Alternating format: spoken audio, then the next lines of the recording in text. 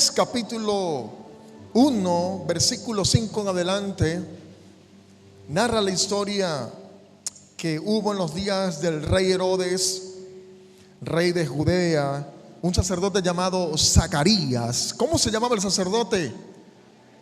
Zacarías. Zacarías la basura, por favor. Zacarías las cosas malas de ti. Bueno, así se llamaba este sacerdote de la clase de Abías. Su mujer, hija de las hijas de Aarón, y se llamaba Elizabeth. ¿Cómo se llamaba la mujer? ¿Cómo se llamaba? ¿Y el esposo? Zacarías.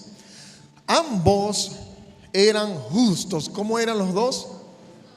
Justos. No pierda de conciencia esta palabra, justos, delante de Dios. Y andaban irreprensibles. ¿Cómo andaban? Irreprensibles en todos, diga conmigo, en todos los mandamientos y ordenanzas del Señor. Ahora diga conmigo fuerte, pero. Siempre tiene que haber un pero, ¿verdad? No tenían hijos, porque Elizabeth era estéril y ambos ya eran de edad avanzada. ¿Cuántos han conocido gente de esta índole? Gente que son justos, irreprensibles, cumplen todos los mandamientos y ordenanzas, pero son estériles. Yo conozco una pareja de pastores amigos que sin duda alguna son justos, irreprensibles, viven en otra ciudad, temerosos de la palabra de Dios. Si usted los viese predicar, conocerías cómo el derramar del Espíritu desciende a través de la palabra. Lloras sorprendentemente solamente escuchándolos. Tienen un espíritu de consejería impresionante. Son personas justas y de buen ejemplo. Pero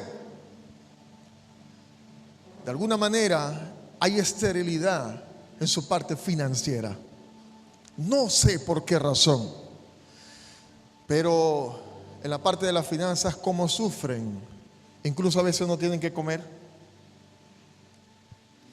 Sus hijos a veces padecen. Y yo me preguntaba por qué. Conozco otros pastores que portan un don del Espíritu impresionante de ciencia. Usted los viera ministrar. Un fuego sobrenatural que casi que nos quema literalmente. Pero este pastor carece de carácter y su temperamento es tan frágil para explotar ante una situación en la que otros se mantendrían con paciencia. Él explota y pierde de alguna manera su postura. Hay un pero que los mantiene como que estancados. Es como una esterilidad en diferentes áreas. ¿Cuántos han conocido personas así? Gente que decimos, uy, pero qué hermoso que canta, pero qué tremendo como Dios lo usa, qué tremendo lo que Dios hace. Pero si tuviera un negocio, si tuviera plata, si yo tuviera esa ropa, si yo tuviera esa unción, y al parecer todas las cosas están buenas, pero, y ese pero no indica que necesariamente la persona está en pecado. A veces es todo lo contrario, porque es exactamente la justicia y el ser irreprensible lo que identificaba a Elizabeth y al sacerdote Zacarías. Eran justos, irreprensibles, temerosos de Dios, pero si tuvieran hijos, hubiesen sido la cereza del pastel. El hombre entraba en el tabernáculo porque era uno de los últimos sacerdotes de la temporada. Entraba en la tienda para ministrar luego al pueblo, para ministrar a Dios. Pero no tenían hijos, eran viejos, pero eran viejos. Es que siempre hay algo.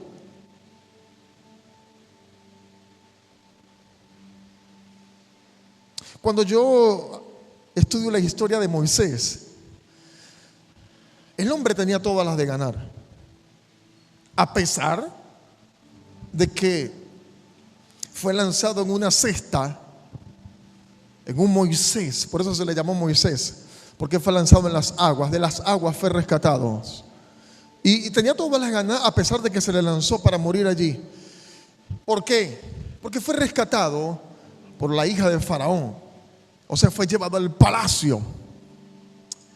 Y ahí creció con todas las de ganar, aprendiendo un nuevo idioma, aprendiendo nuevas filosofías, aprendiendo cómo ser un rey, de alguna manera, cómo ser un buen gobernador a los pies del faraón.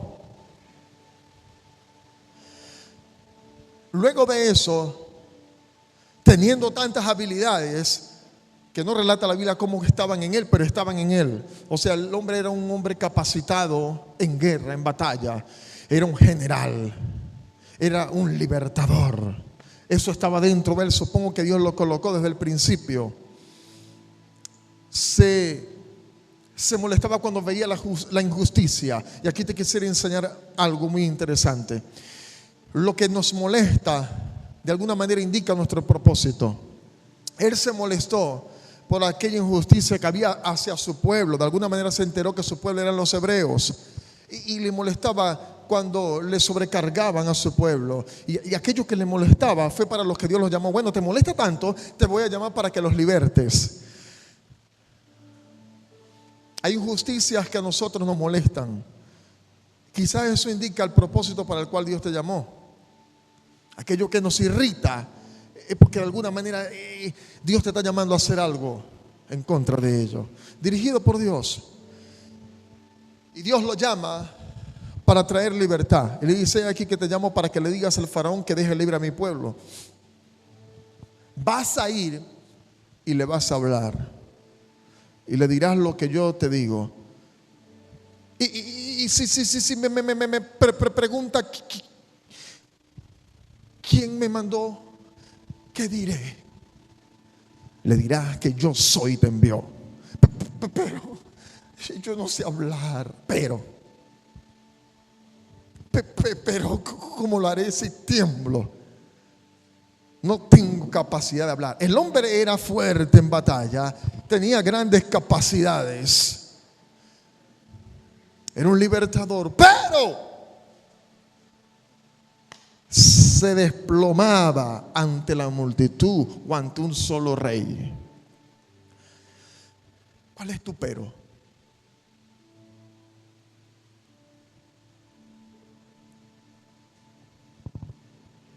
¿Cuál es? Él no fue el único. Y vamos a, si narro toda la historia de Moisés, todos los límites que tuvo. David tenía mucho para ganar, pero era menospreciado. Si a él le hubiesen prestado atención desde el principio, si el papá lo hubiese llamado de primero para que lo ungieran, bueno, no importa, lo llamaron de último, pero todavía no se cumplía el tiempo. Estaba ungido, pero todavía no era el tiempo de ser rey. La unción estaba, pero estaba en el anonimato. Tenía las herramientas para batallar contra los gigantes, pero no se había cumplido el tiempo. ¿Cuántos están adiestrados? ¿Cuántos están ungidos? Pero parece que nadie te presta atención. Pero Parece que estás detrás del telón. Pero ¿cuándo va a llegar ese día? ¿Cuándo veré la multitud? ¿Cuándo veré lo que Dios me ha dicho? Pero llegó el día de enfrentarse al gran gigante. Y eso reveló algo mayor, que lo veremos más adelante. Los discípulos del Señor estaban con Cristo, tenían a Jesús al lado, caminaban con Él, tenían toda la enseñanza de Jesús. ¿Qué más que eso? Pero carecían de fe. Por esa razón, una ocasión le dijeron: Señor, aumentanos la fe. Aumentanos la fe, por favor. Y relata la historia de una de las tantas historias de los discípulos que estaban allí con la multitud. Y mientras Jesús predicaba, luego se asoma a los discípulos y le dice: hey, muchachos, la gente ya tiene 3 días escuchándome acá. Seguramente tienen hambre. Ah, sí, Señor, seguramente. Hay que darles de comer. Bueno, denle ustedes de comer. ¿What? ¿Cómo así? Bueno, denle de comer, Señor, pero hay una multitud de 20,000 personas aproximadamente. ¿Cómo le vamos a dar de comer? Las tiendas de pan están muy lejos. Y no existe panadería. No existe pan caliente. No existe la espinaza que tenga el capital para darnos tanto pan para una multitud. ¿De dónde sacaremos tanto pan para esta multitud? Pero siempre hay un discípulo que tiene una habilidad, aunque tenga límites también. Aparece Andrés, aparecen ahí y consigue con un niño que le trae 5 panes y 2 peces. Y los trajeron: Señor, aquí está. Pero ¿qué es esto para tan grande multitud? Por favor. Tengo 5 panes, 2 peces. Pero ¿qué es esto para esta gran multitud? Es imposible alimentarlos. En las manos de los discípulos era un límite. ¿Sí o no? Un límite. Lo mismo que para Moisés frente al mar, una vara en su mano.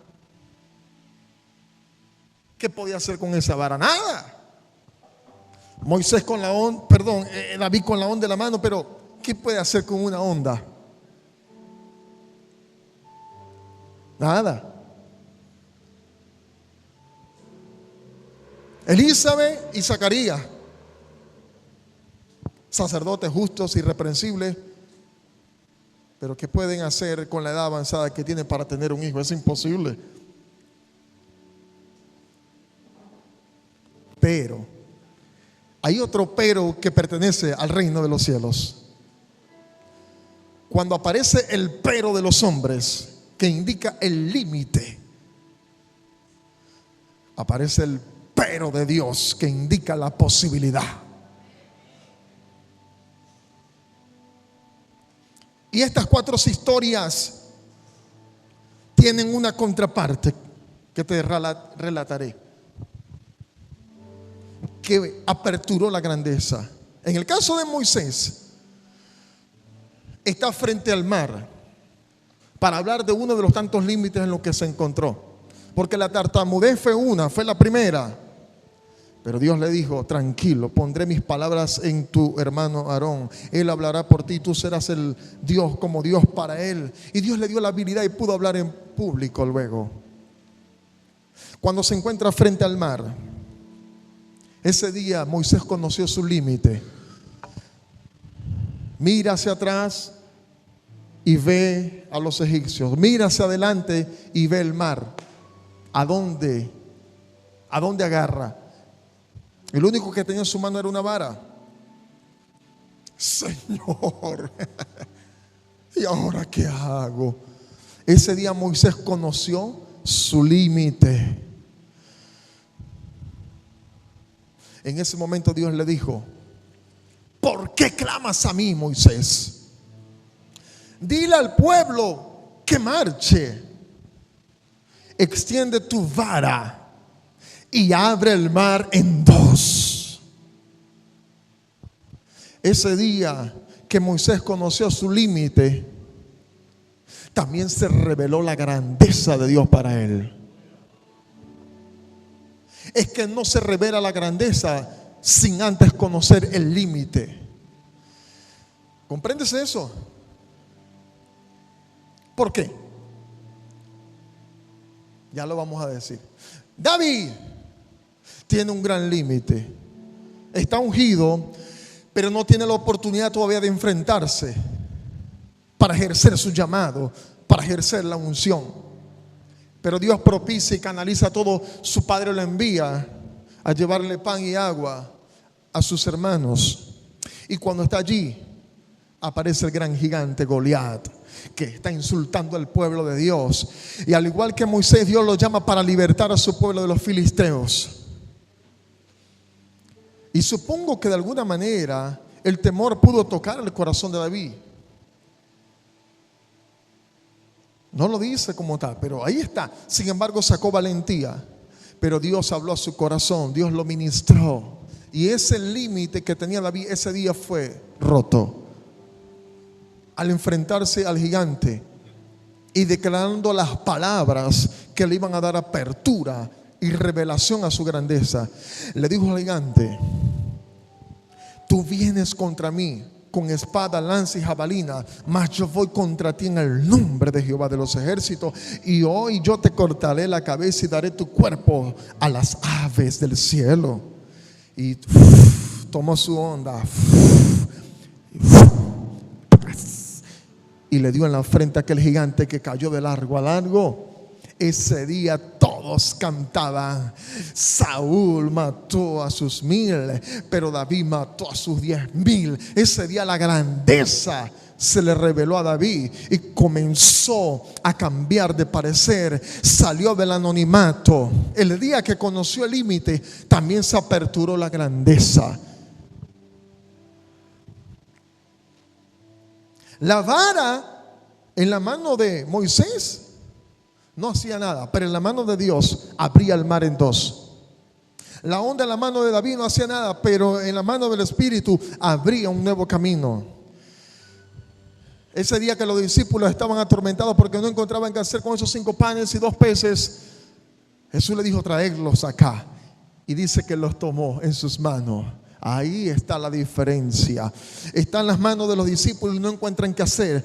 Pero ese mismo día conocieron la grandeza y el poder de Jesús, porque lo pusieron en sus manos. Y cuando uno pone en las manos de Jesús eso que es tu límite, el Señor puede abrir un nuevo camino. Ese día partió el pan y le dijo: repártanlo. Y la multitud de 20,000 comió y sobraron 12 cestas.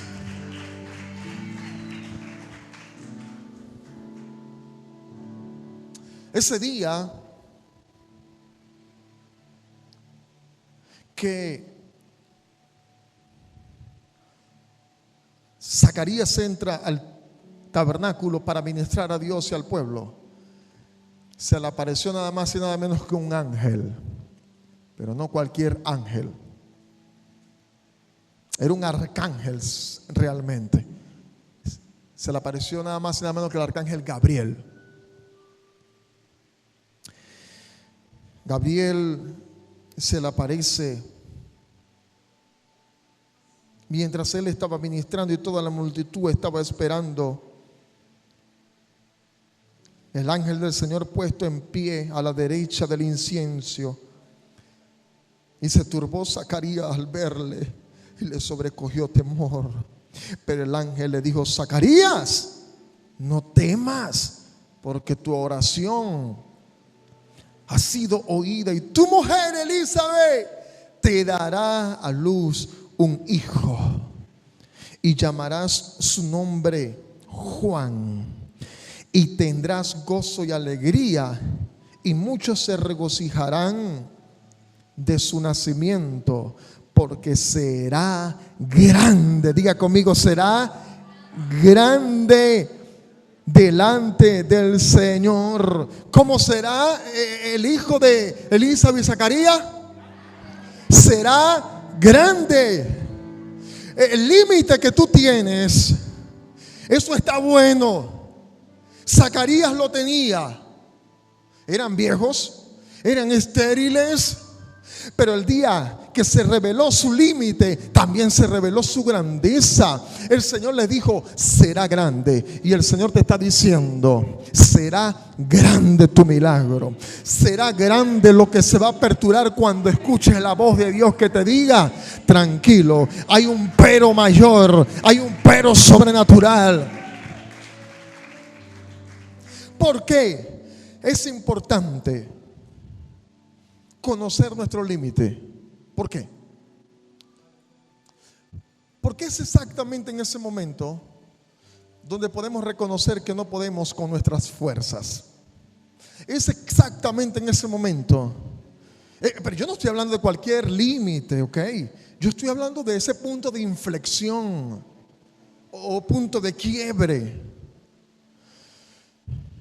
Es aquel punto donde no hay vuelta atrás, donde tú sabes que no puedes más. Estoy hablando de eso, no estoy hablando de, ay, que me dejaron de seguir en Instagram y voy a llorar. No, ese tipo de quiebre no. Estoy hablando de aquella niña que te nació con problemas físicos y te quebraste. Estoy hablando de esa enfermedad que toca, y no es que estoy menospreciando el proceso de la gente, pero estoy hablando de ataques de ansiedad y de pánico que derrumban a la gente bajo la lona. Estoy hablando de sueños quebrados. Estoy hablando de matrimonios que están al borde del colapso. De mujeres que vienen a la iglesia pero no pueden ver que su marido cambia. Estoy hablando de ministerios que están caídos. Estoy hablando de hábitos ocultos. Estoy hablando de pecados que no puedes ser libre, y le clamas a Dios y le clamas, y tú dices, estoy bien, pero si mi hijo fuera diferente, si mis fuerzas físicas fueran diferentes, si mi esposa cambiara, si mi esposa fuera como la del pastor, todo sería diferente. Si yo tuviera la unción si yo tuviera la unción del pastor, todo sería diferente. Si yo tuviera otros padres, todo sería diferente. Si yo pudiera dar a luz y tener hijos como lo tienen mis discípulos, como lo tienen los demás, todo sería diferente. Y entonces ese punto de inflexión te lleva a rendirte. Señor, no podemos tener hijos, es imposible. Pero lo que es imposible para los hombres es posible para Dios. ¿Cuál es tu imposibilidad, mi querida, mi querido? ¿Cuál? Dímela. Cuando llegamos a esa encrucijada de la vida, que te la vas a encontrar muchas veces, por experiencia lo digo, no una sola vez, de vez en cuando te la vas a encontrar. ¿Y ahora qué hago? Estoy en la barca, Jesús está conmigo, pero las olas me atemorizan. Pero ahí está el Señor. ¿Y ahora qué hago? Allá atrás están los enemigos. Ahí está el agua. Estoy en la tarima, estoy en la barca, pero ¿qué hago? Ven, camina, hijo mío, sigue caminando, te dice el Señor. Sí, pero es que me da miedo. ¿Qué voy a hacer? Lánzate. Lánzate. ¿Y si me ahogo? No, la mano del Señor va a aparecer. Pedro se atrevió a lanzarse. Era imposible que caminara sobre las aguas, pero él se lanzó en fe. Y la mano del maestro lo sostuvo. Ese día conoció la grandeza de la mano de Jesús. He perdido la cuenta de las veces que he creído que voy a morir. No estoy exagerando. ¿Cuándo, pastor? Si a usted no le ha pasado nada.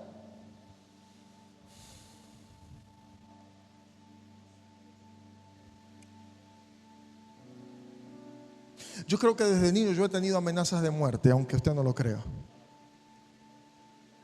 Las amenazas de muerte no son únicamente físicas, también son mentales, espirituales. Y yo recuerdo muchos episodios que yo no sé si ni siquiera mis padres se acordarán.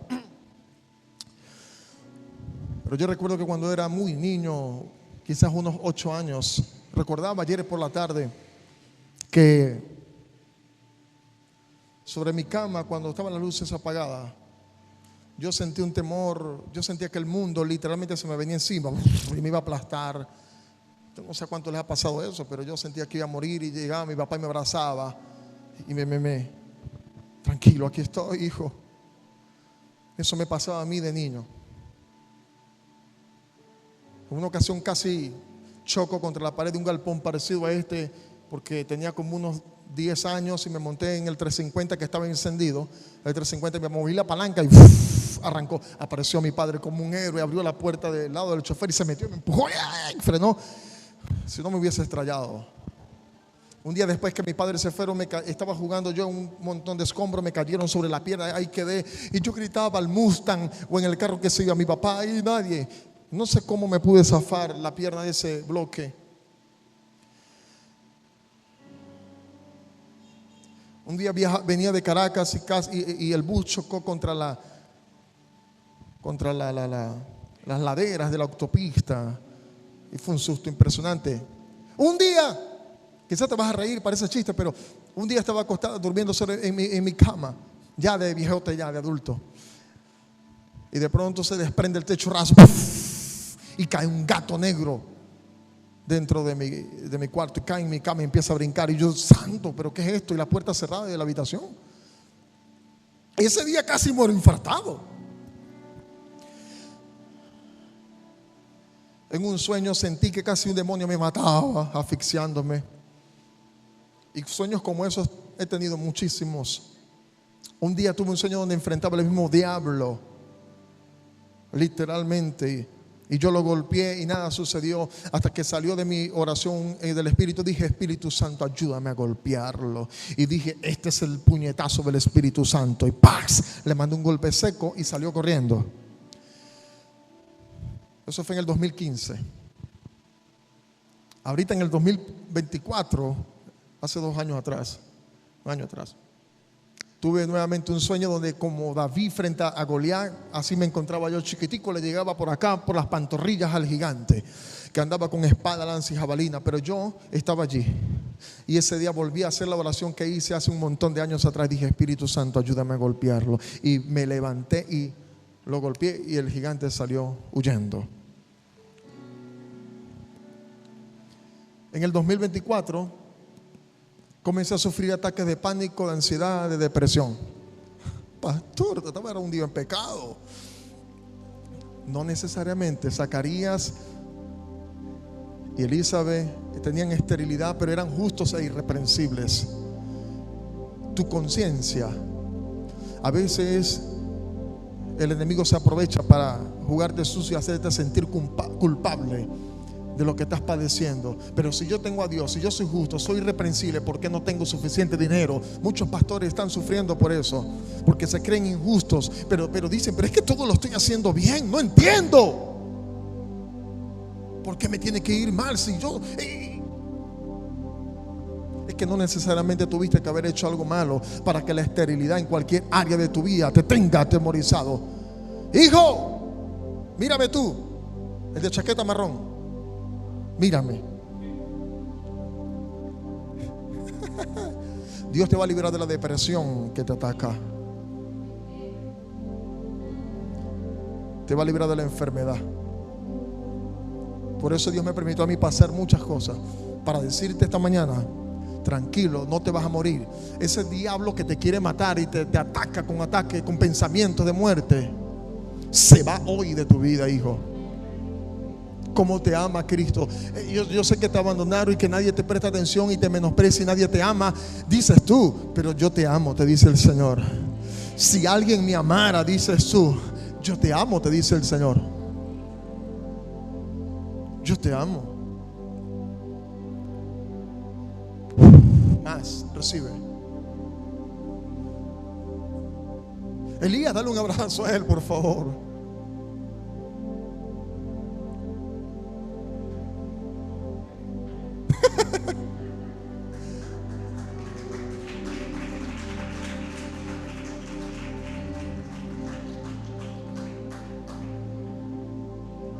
Esa es tu familia.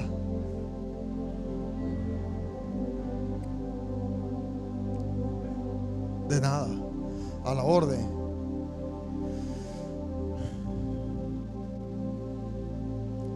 Será grande, le dijo el ángel a Zacarías. Será grande. Tu límite revela tu grandeza. Me dijeron, regresando de Bogotá, escrito está en un diagnóstico médico. ¿Sabes quién dijo escrito está? ¿Ah? Sí, pero ¿sabe quién más lo dijo, verdad? Satanás también lo dijo. Escrito está, a sus ángeles mandará acerca de ti para que no caigas. Se lo dijo, a mí, escrito está, ciertamente morirás de muerte súbita. Me dijeron a mí los cardiólogos de allá de Barquisimeto. Me detectaron un patrón de brugada, que podía morir durmiendo. Amenazas de muerte. Me dijeron, vas a morir en cualquier momento. Pero mi amado Jesús apareció y dijo, escrito está, Satanás. Yo morí por mi hijo, por su sangre él fue curado. No hay enfermedad que lo destruya. Por mi sangre él ha sido levantado, ha sido curado. El Señor te dice, por la sangre del Cordero tú eres rico, eres bendecida, eres prosperado. Dios está contigo. Tu límite revela la grandeza de Dios. Levanta su mano derecha y diga conmigo, todo lo puedo en Cristo que me fortalece. Todo lo puedo en Cristo, vamos, que me fortalece. Convénzame, todo lo puedo en Cristo que me fortalece. Vamos, dilo otra vez, todo lo puedo en Cristo que me fortalece. Todo lo puedo, todo lo puedo, todo lo puedo. Todo lo puedo en Cristo. Somos más que vencedores. Somos más que vencedores.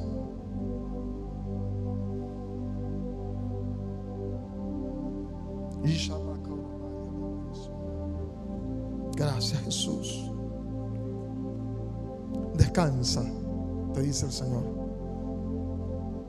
Necesitas descansar. Sigue confiando.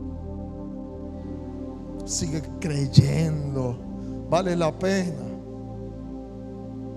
seguir creyendo. Vale la pena desgastarse para el Señor. Aunque tu hombre exterior se va desgastando, no obstante el interior se renueva de día en día.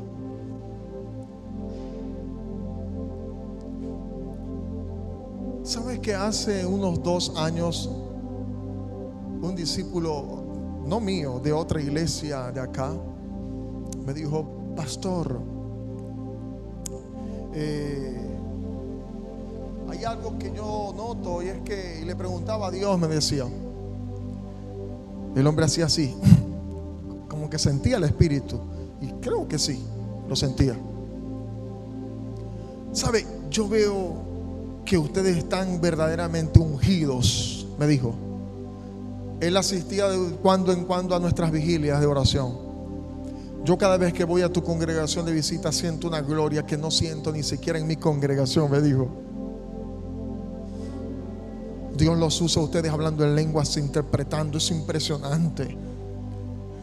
Y yo estaba orando, me dijo, y le pregunté a Dios,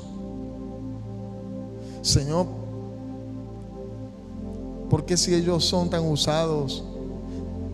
Porque, o sea, yo los noto y son tan tremendos, pero ¿por qué no tienen gente?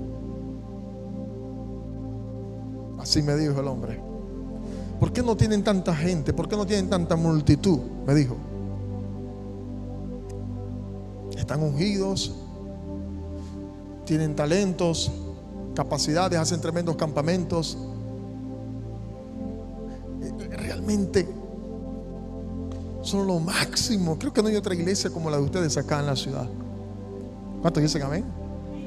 Pero no les veo que tengan esa grandeza de multitudes. Yo guardé silencio esa tarde. Esperé en Dios. Me quedé callado. Cuando me encuentro con esta palabra de Elizabeth y Zacarías,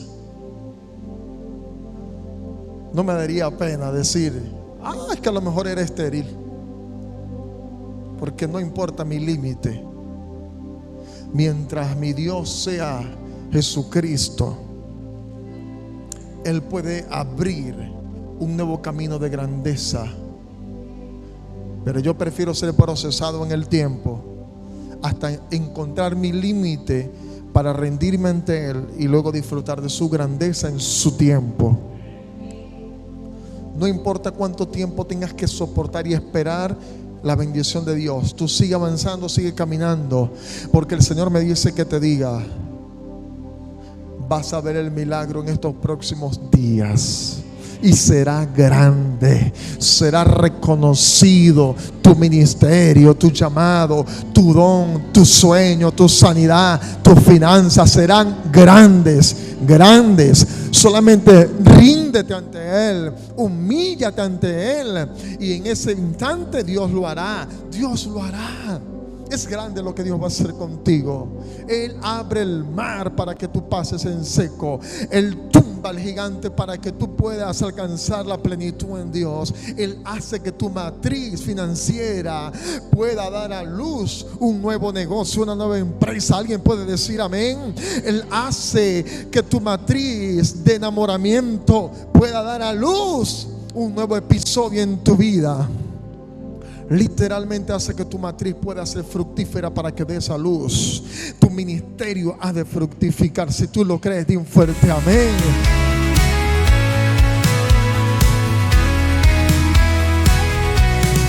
Bienvenido al Arca Mundial, donde todos tienen un lugar. La casa de las naciones y del avivamiento, donde nuestro propósito es ser como Cristo, discipulados por el amor del Espíritu Santo.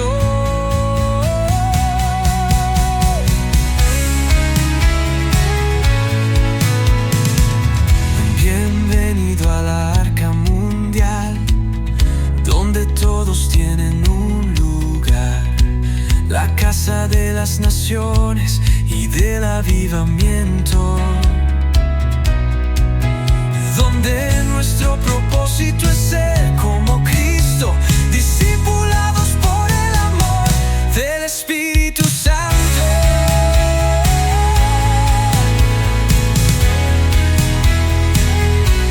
Venimos a adorar con el corazón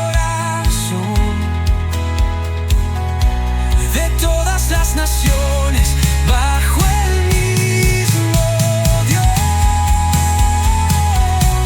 Bienvenido al Arca Mundial, donde todos tienen un lugar. La casa de las naciones y del avivamiento, donde nuestro propósito es ser como Cristo, discipulados por el amor del Espíritu Santo. Venimos a adorar con el corazón de todas las naciones, bajo el mismo Dios.